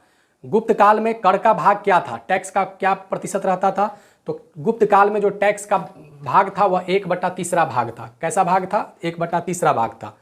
गुप्त के पतनों का एक मुख्य कारण क्या था? शकों का आक्रमण। शकों का आक्रमण भी गुप्त काल के पतन का एक प्रमुख कारण रहा था। मौर्यकालीन प्रशासनिक व्यवस्था में मौर्यकालीन प्रशासनिक व्यवस्था गुप्तकालीन प्रशासनिक व्यवस्था से अलग था। कैसे अलग था? कैसे अलग? मौर्यकालीन प्रशासनिक व्यवस्था में गुप्तकालीन प्रशासनिक व्यवस्था से ये अलग था। कैसे अलग था? तो सामंती व्यवस्था में अलग था, केंद्रीकृत व्यवस्था में अलग था और प्रशासनिक व्यवस्था के आधार पर भी इनकी प्रशासनिक व्यवस्थाएं अलग थे। तो मौर्यकालीन प्रशासनिक व्यवस्था गुप्तकालीन प्रशासनिक व्यवस्था से 3 आधार पर अलग थे, सामंती, केंद्रीकृत और प्रशासनिक व्यवस्था के आधार पर। प्रयाग प्रशस्ति अभिलेख में समुद्रगुप्त ने कितने शासकों को हराया था? प्रयाग प्रशस्ति अभिलेख किससे संबंधित है? तो हरिसेन ने यह लिखा था। तो ये 9 शासकों को हराया था। समुद्रगुप्त ने कितने शासकों को हराया था? प्रयाग प्रशस्ति में इसका जिक्र है, 9 शासकों को हराया था। कितने शासकों को? 9 शासकों को। ध्रुवा देवी की दूसरी शादी किससे हुआ था? चंद्रगुप्त द्वितीय से। किससे हुआ था? चंद्रगुप्त। पहली शादी इससे किससे हुआ था? ध्रुवा देवी का चंद्रगुप्त के भाई से ही। ठीक है। नालंदा महाविहार का संस्थापक कौन था? बहुत इंपॉर्टेंट क्वेश्चन यह भी है। कुमारगुप्त। नालंदा विश्वविद्यालय का संस्थापक है कुमारगुप्त। और गुप्त काल में सबसे छोटी इकाई को क्या कहते थे? ग्राम कहते थे। क्या कहते थे? ग्राम कहते थे। और प्रादेशिक इकाई को क्या कहते थे? भुक्ति कहते थे। प्रादेशिक इकाई को भुक्ति कहते थे और जिला इकाई को उपरिक कहते थे। जिला इकाई को उपरिक कहते थे। गुप्त काल में सबसे छोटी इकाई ग्राम था, प्रादेशिक इकाई भुक्ति था और जिला इकाई क्या था? उपरिक था। फाह्यान आया था चंद्रगुप्त प्रथम के दरबार में। किसके दरबार में? याद रखिएगा, प्रथम के दरबार में फाह्यान आया है। प्रथम के दरबार में हर्षवर्धन किस में आया? हेनस्वांग किस में आया है? तो हर्षवर्धन में आया है। मेगास्थनीज किस में आया है? तो चंद्रगुप्त मौर्य के समय आया है। अब चलिए देखिए कि पुष्यभूति वंश का संस्थापक कौन था? पुष्यभूति वंश का संस्थापक पुष्यभूति था। पुष्यभूति वंश का संस्थापक कौन था? पुष्यभूति था। इसी में प्रभाकर वर्धन, हर्षवर्धन, राजश्री का चर्चा इसी वंश में आता है। हर्षचरित्र किसने लिखा था? तो हर्षचरित्र यहाँ पे मिसिंग है, अश्वघोष नहीं, क्या होगा? बाणभट्ट होगा। संस्कृत में लिखा हुआ ये बुक है, बाणभट्ट का लिखा हुआ बुक है हर्षचरित्र। हर्षवर्धन ने अपना राज्याभिषेक कब करवाया था? तो 626 ईस्वी में हर्षवर्धन ने अपने राज्याभिषेक को करवाया था। क्योंकि ये कनिष्क के बाद का काल है तो यहाँ जो भी चलेगा वो ईस्वी सन में चलेगा। हर्षवर्धन का किस नदी तक साम्राज्य था? तो नर्मदा नदी तक। किस नदी तक? नर्मदा नदी तक। हर्षवर्धन के दक्षिण विजय अभियान को किसने रोका था? तो पुलकेशिन द्वितीय ने रोका था। किसने रोका था? पुलकेशिन द्वितीय ने। पुलकेशिन द्वितीय किस वंश से संबंधित था? तो चालुक्य वंश से। कहाँ थी? तो हर्षवर्धन की राजधानी कन्नौज थी। पहले इसकी राजधानी कहाँ थी? थानेश्वर थी। कहाँ थी? थानेश्वर थी। ठीक है। आगे चलिए कि हर्षवर्धन द्वारा कौन सी पुस्तक लिखी गई थी? बहुत इंपॉर्टेंट यह भी क्वेश्चन है क्योंकि हर्षवर्धन ने कौन सी पुस्तक को लिखा था? रत्नावली और प्रियदर्शिका। रत्नावली और प्रियदर्शिका। चलिए आगे देखते हैं हम लोग। नेक्स्ट देखते हैं कि पांचवी बुद्ध संगति, बौद्ध संगति। ऐसे मुख्यतः 4 ही बौद्ध संगति का जिक्र होता है, लेकिन 5वां बौद्ध संगति का प्रमाण मिलता है 630 ईस्वी में। कब मिलता है? 630 ईस्वी में। हर्षवर्धन किस भगवान का उपासक था? सूर्य और शिव का। लेकिन ये हेनस्वांग से काफ़ी प्रभावित हुआ था हर्षवर्धन, और इसके बाद ये बौद्ध धर्म को लेकर इसने 5वीं बौद्ध संगति करवाया था। हर्षवर्धन काफ़ी हेनस्वांग के काफ़ी करीब था। परम भट्टारक महाराजाधिराज की उपाधि किसने धारण किया था? तो नागभट्ट ने। किसने? परम भट्टारक महाराजाधिराज की उपाधि किसने धारण किया था? नागभट्ट ने। हर्षवर्धन का एक और नाम है शिलादित्य। क्या नाम है हर्षवर्धन का? शिलादित्य। चलिए आगे देखते हैं क्वेश्चन को। प्रथम बौद्ध संगति किसके शासन काल में हुआ था? प्रथम बौद्ध संगति किसके शासन काल में हुआ था? तो ये जो थोड़ा सा एरर जो आता है ये टाइपिंग में थोड़ा मिस्टेक हो जाता है। तो देखिएगा कि प्रथम बौद्ध संगति किसके शासन काल में हुआ था? तो अजातशत्रु के शासन काल में। और इसका अध्यक्ष कौन था? तो महाकश्यप। यहाँ पे आपका जो दिया हुआ है वो अध्यक्ष दिया हुआ है। और कहाँ हुआ था? तो राजगिरी में हुआ था। कहाँ हुआ था? स्थान है आपका राजगिरी। कौन शासक कौन था? अजातशत्रु था। उसका अध्यक्ष कौन था प्रथम बौद्ध संगति का? तो महाकश्यप। और कहाँ हुआ था? राजगिरी में। द्वितीय बौद्ध संगति किसके शासन काल में हुआ था? तो कालाशोक के शासन काल में। कहाँ हुआ था? तो वैशाली में। और सर्वकामी कौन था? सर्वकामी इसका अध्यक्ष था। कौन इसका अध्यक्ष था? सर्वकामी। तृतीय बौद्ध संगति किसके शासनकाल में हुआ था? तृतीय बौद्ध संगति किसके शासनकाल में हुई थी? तो अशोक के शासनकाल में। कहाँ हुआ था? पाटलिपुत्र में। उसमें कौन था? मोगलीपुत्र तिस्य था। कौन था? मोगलीपुत्र तिस्य था। ठीक है, चलिए आगे देखते हैं। नेक्स्ट क्वेश्चन को हम लोग करेंगे कि चौथी बौद्ध संगति किसके शासनकाल में हुई थी? तो चौथी बौद्ध संगति जो शासनकाल में हुई थी ये कनिष्क के शासनकाल में हुई थी। किसके शासनकाल में? कनिष्क के शासनकाल में। कहाँ हुआ था? तो कश्मीर में हुआ था। कहाँ हुआ था? कश्मीर के कुंडलवन में। और इसके जो अध्यक्ष थे वो वसुमित्र थे और उपाध्यक्ष जो थे वो अश्वघोष थे। ठीक है, तो चौथी बौद्ध संगति कहाँ पे? कश्मीर में। चलिए नेक्स्ट हम लोग देखेंगे चालुक्य की राजधानी कहाँ? एहोल। पहलो की राजधानी कांचीपुरम। चालुक्य की राजधानी एहोल, पहलो की राजधानी कांचीपुरम, पांड्य की राजधानी मदुरा, चोल की राजधानी तंजौर या तंजावुर। हुन शासक मिहिरकुल। हुन शासक का जो सबसे महत्वपूर्ण राजा था उसका नाम क्या था? मिहिरकुल। राजा राम का बेटा का नाम क्या था? राजेंद्र प्रथम। राजा राम का बेटे का नाम क्या था? राजेंद्र प्रथम। चलिए नेक्स्ट देखते हैं विद्यालय चोल राजवंश एवं सबसे प्रतापी राजेंद्र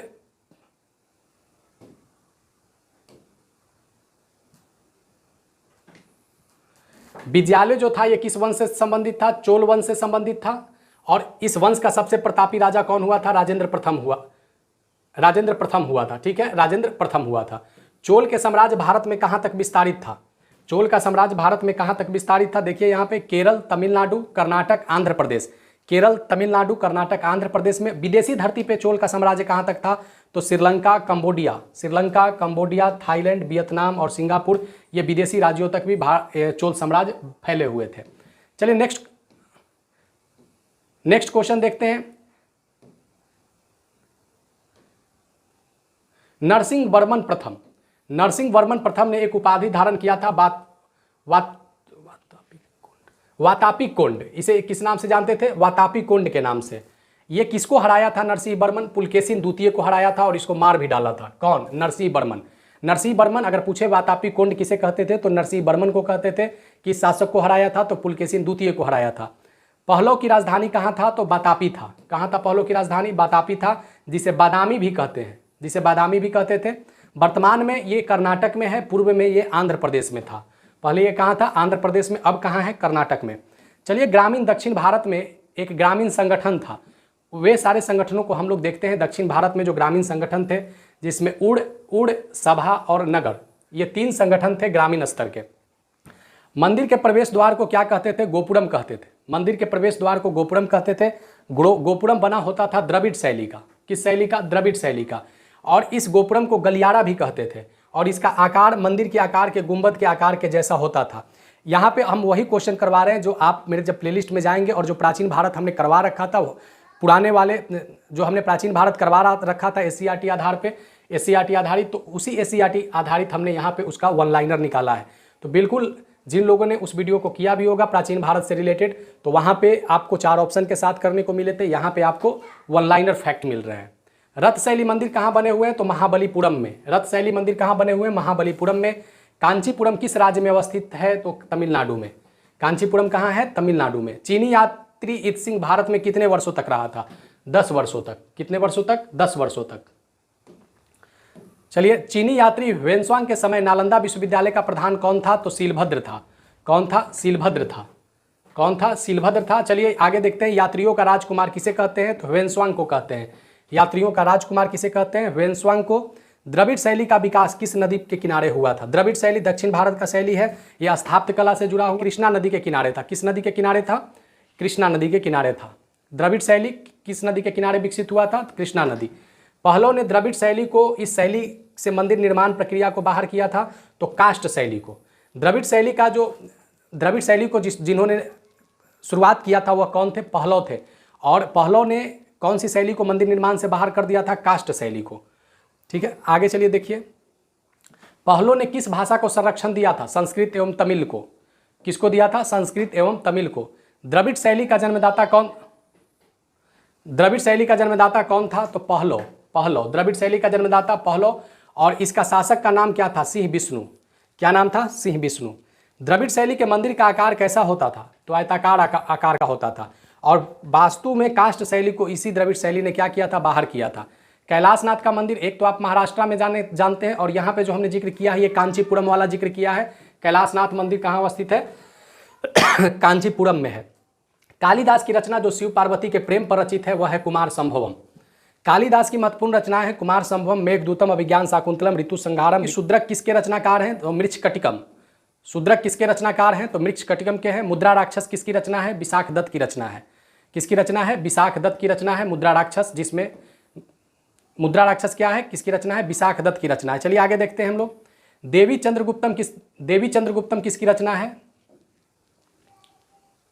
देवी चंद्रगुप्तम विशाखा दत्त की रचना है। किसकी रचना है? विशाखा दत्त की रचना है। रामचरितमानस तुलसीदास का रचना है। रामचरितमानस तुलसीदास का रचना है। रामायण वाल्मीकि का रचना है। रामायण जो जिन्होंने लिखा था वह किनकी रचना है? वाल्मीकि का। रामचरितमानस और रामायण में अंतर क्या है कि रामचरितमानस की जो भाषा है ये अवधी भाषा है, जिसके रचनाकार तुलसीदास थे, और रामायण की भाषा जो है वो संस्कृत है, जिसके रचनाकार वाल्मीकि है। महाभारत वेद व्यास की रचना है, वेद व्यास की रचना है। महाभारत को जय संहिता के भी नाम से जानते हैं। इसमें महाभारत में 1 लाख श्लोक हैं। कितने श्लोक हैं? 1 लाख। कालिदास की रचना जिससे शुंग वंश की जानकारी मिलती है, बताइए कौन सी रचना होगा? मालविका अग्निमित्रम, अग्निमित्र और मालविका। अग्निमित्र और मालविका के प्रेम कहानी का इसमें चर्चा किया है कालिदास ने। ठीक है। अमरकोश किस भाषा में लिखा गया है? तो ये अमरकोश है संस्कृत भाषा में। किस भाषा में? संस्कृत भाषा में है। और संस्कृत भाषा का स्वर्णिम काल कब रहा था? तो कौन सा युग? गुप्त काल जो था वो संस्कृत भाषा का सबसे स्वर्णिम युग रहा था। कौन सा काल? गुप्त काल। गुप्त काल। जातक कथा में किसका चित्रण किया गया है? तो जातक कथा में अजंता गुफा में जातक कथा का चित्रण किया गया है अजंता गुफा में। कहाँ चित्रण किया गया है? अजंता गुफा में। शिल्पदिकारम के रचनाकार कौन है? इलांगो। कौन है? इलांगो। ठीक है। नेक्स्ट करते हैं हम लोग। इसमें आपको 300 क्वेश्चन मिलेंगे। भारत के शिखर मंदिर का पहला उदाहरण कौन है? दशावतार मंदिर, देवगढ़। देवगढ़ ये कहाँ पे है? देवगढ़ ये मध्य प्रदेश में है। कहाँ पे है? मध्य प्रदेश में दशावतार मंदिर। उदयगिरी गुफा मंदिर किसने बनवाया था? तो बिरसेन ने बनवाया था। बिरसेन किसका सेनापति था? तो चंद्रगुप्त द्वितीय का सेनापति का नाम बिरसेन था। मूर्तिकला का प्रमुख केंद्र कहाँ रहा था? तो पटना, मथुरा और सारनाथ मूर्तिकला का महत्वपूर्ण केंद्र रहा था। दशावतार मंदिर में चित्रित किया गया था। दशावतार मंदिर में ब्रह्मा को कमल के साथ दिखाया गया है, लक्ष्मी को पैर दबाते हुए दिखाया गया है, और कार्तिक को मयूर सिंहासन पर बैठा हुआ दिखाया गया है दशावतार मंदिर में। कहाँ है दशावतार मंदिर? देवगढ़ में है। देवगढ़ कहाँ है? मध्य प्रदेश में है। बुद्ध की तांबे की मूर्ति कहाँ से प्राप्त हुई है? तो बुद्ध की तांबे की मूर्ति कहाँ से प्राप्त हुई है? सुल्तानगंज से। कहाँ से प्राप्त हुई है? सुल्तानगंज से। और राष्ट्रकूट की राजधानी कहाँ था? तो राष्ट्रकूट की राजधानी है दंती दुर्ग में। कहाँ पे है? दंती दुर्ग में। चलिए नेक्स्ट क्वेश्चन को करते हैं हम लोग। नागभट्ट प्रथम का संबंध किस वंश से है? तो गुर्जर प्रतिहार से। गुर्जर प्रतिहार से। नागभट्ट को मलेच्छों का नाशक भी कहते हैं। नागभट्ट को मलेच्छों का नाशक भी कहते हैं। और ग्वालियर प्रशस्ति में, किस प्रशस्ति में? ग्वालियर प्रशस्ति में इसका जिक्र किया गया है। लामा तारनाथ का संबंध किस देश से है? तिब्बत से। ये इतिहासकार है लामा तारनाथ। दिग्घा नाम की महिला, दिद्धा नामक महिला शासन करती थी कहाँ पे? कश्मीर में। कहाँ पे शासन करती थी? कश्मीर में।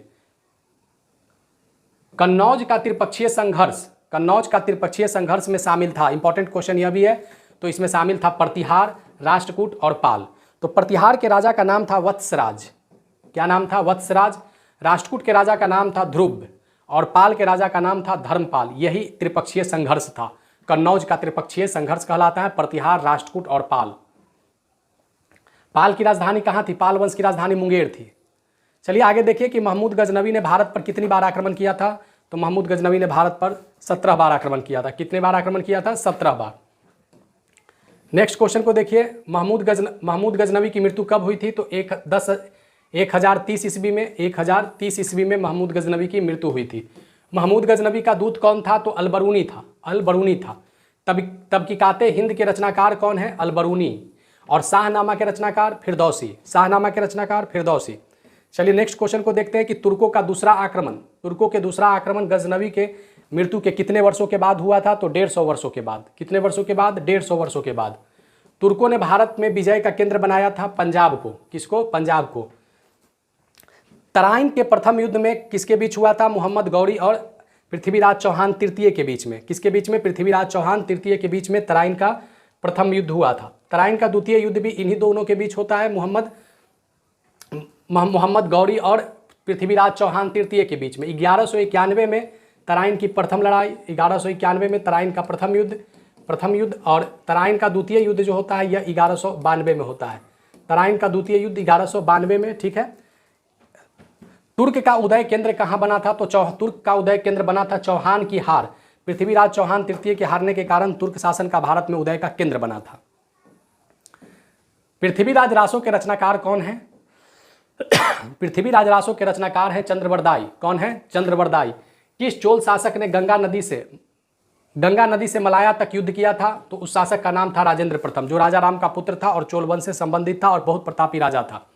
चोल साम्राज्य की सबसे बेहतर प्रशासनिक व्यवस्था, ये क्वेश्चन बहुत बार रिपीट किया जाता है एग्जामिनेशन में। तो चोल साम्राज्य की सबसे बेहतर व्यवस्था में था वहाँ का स्थानीय शासन। क्या था? स्थानीय शासन। चोल साम्राज्य से कुछ संबंधित जो शब्दकोश है, मंडलम, राष्ट्र की इकाई को मंडलम कहते थे। कोट्टम नाडु जिले में बटा होता था। चोल साम्राज्य में वरियम कहा जाता था समिति को। चोल साम्राज्य में वरियम कहा जाता था किसको? समिति को। बृहदेश्वर मंदिर कहाँ अवस्थित है? बृहदेश्वर मंदिर तंजौर में अवस्थित है। कहाँ अवस्थित है? तंजौर में। चोल राज्य की सामाजिक केंद्र क्या था? मंदिर था। चोल साम्राज्य की जो सामाजिक केंद्र था वो मंदिर था। चोल शासन किस नदी पर बांध बनवाया था? तो कावेरी नदी पर। किस नदी पर? कावेरी नदी पर। ये सब क्वेश्चन आप देख लीजिएगा। और जो पीडीएफ से केवल अगर वीडियो नहीं देखेंगे, केवल अगर पीडीएफ से सोचेंगे कि क्वेश्चन आंसर हम कर ले, तो वहाँ उनको थोड़ा दिक्कत होगा, क्योंकि यहाँ पे थोड़ा सा शब्द वगैरह को अरेंज करने में और नंबरिंग वगैरह अरेंज होने में थोड़ा सा यहाँ पे प्रॉब्लम होता है पीडीएफ में। तो इसलिए एक बार वीडियो को आप ज़रूर देख लीजिएगा। वीडियो को जब आप देख लेंगे और पीडीएफ में उसके बाद देखेंगे तो आपका कोई भी डाउट नहीं रहेगा, सारा डाउट आपका क्लियर रहेगा। तो एक बार ज़रूर आप वीडियो को ज़रूर देखेंगे। अगर कोई सुझाव होगा तो आप ज़रूर मेंशन कीजिएगा। पाल वंश का संस्थापक कौन है? गोपाल। पाल वंश की राजधानी कहाँ थी? मुंगेर। पाल कला में मूर्ति बनाने के लिए जो रंग का उपयोग किया जाता था वह कौन रंग था? पाल कला में मूर्ति बनाने के लिए जिस रंग का उपयोग किया जाता था वह कौन सा रंग होता था? वह स्लेटी रंग होता था। कौन सा रंग होता था? स्लेटी रंग होता था। चलिए नेक्स्ट हम लोग लगभग 1 घंटे में हम लोग ने 300 क्वेश्चन को यहाँ पे यानी कंप्लीट प्राचीन भारत क्लास और एनसीईआरटी यहाँ पे हमने कंप्लीट कर दिया है। वेंगी एलोरा गुफा संख्या में जिसमें नरसिंह अवतार दिखाया गया है वह किस गुफा संख्या में है? गुफा संख्या 15 में है। निशुंभी देवी की मूर्ति किसने बनवाया था? तो विद्यालय ने बनवाया था। धातु की प्रतिमा, चोल साम्राज्य इसमें धातु की प्रतिमा बनाने में प्रथम स्थान पर था। ठीक है, कि कौन से स्थान पर था? प्रथम स्थान पर था। चोल साम्राज्य में देवदान भूमि किसे कहते थे? चोल साम्राज्य में देवदान भूमि होता था। मंदिर के उपहार में जो भूमि दिया जाता था, चोल साम्राज्य में देवदान भूमि किसे कहते थे? किसे कहते थे? तो मंदिर के उपहार में दिए जाने वाले भूमि को, मंदिर के उपहार में दिए जाने वाले भूमि को क्या कहते थे? देवदान भूमि। विद्यालय के रख रखाव के लिए जो भूमि दिया जाता था उसे सालाभोग कहते थे। क्या कहते थे? सालाभोग कहते थे। और ब्राह्मणों को जो भूमि दिया जाता था उसे ब्रह्मदेश कहते थे। क्या कहते थे? उसे ब्रह्मदेश कहते थे। पटना संग्रहालय में अवलोकितेश्वर की मूर्ति कहाँ से प्राप्त हुआ है? सारण से। कहाँ से? सारण से। पटना संग्रहालय में अवलोकितेश्वर, ये बौद्ध धर्म से जुड़े हुए अवलोकितेश्वर है, सारण से संबंधित है। विक्रमशिला विश्वविद्यालय के संस्थापक धर्मपाल। नेक्स्ट हम लोग देखेंगे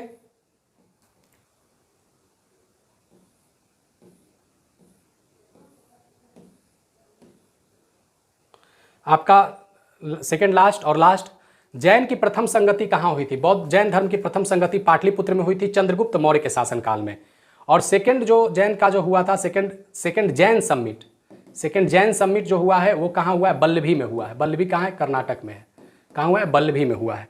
ठीक है, तो इस तरीके से हम लोगों ने बहुत फास्ट 300 से भी अधिक क्वेश्चन को हम लोगों ने यहाँ पे करके समाप्त कर दिया प्राचीन भारत का इतिहास। अब केवल 11th-12th बचा हुआ है जिसको हम लोग 60-70 क्वेश्चन जिसको हम लोग कंप्लीट कर लेंगे बहुत जल्द। तो यहाँ तक 6 to 10 तक इस आप पार्ट को कंप्लीट कर लीजिए और 11th-12th का हिस्ट्री का वेट कीजिए, बहुत जल्द करेंगे। मध्यकालीन भारत और आधुनिक राष्ट्र और राष्ट्रीय आंदोलन से संबंधित भी वो लाइनर इसी तरीके के क्वेश्चन हम करवाएंगे। साथ ही दूसरे पेपर जो आपके प्राचीन भारत से रिलेटेड जो भी क्वेश्चन एनसीईआरटी और एससीईआरटी में जो दिए हुए थे उसको हमने यहाँ पे क्या किया? निचोड़ कर दिया। साथ ही अब दूसरे पेपर को भी हमने यहाँ पे रखा है। इससे पहले हमने साइंस भी करवाया है क्लास 10 तक। 11th-12th वाला पार्ट भी बहुत जल्द हम कंप्लीट करवा लेंगे। ज्योग्राफी और दूसरे भी बचे हुए जो भी पार्ट है उसको कंटिन्यू हम क्लास बरकरार रखे हुए हैं। तो आप मेरे साथ बने हुए रहिएगा। सब्सक्राइब जरूर कीजिए, सब्सक्राइब करके बेल आइकन को जरूर दबाइएगा। अगर न्यू व्यूअर है तो आप सब्सक्राइब जरूर करके बेल आइकन को दबाइए। वीडियो को लाइक जरूर कीजिएगा, शेयर करना बिल्कुल ना भूलें। अगर कोई सुझाव है तो आप सुझाव जरूर दीजिएगा। ठीक है, फिर मिलेंगे नेक्स्ट वीडियो में। धन्यवाद।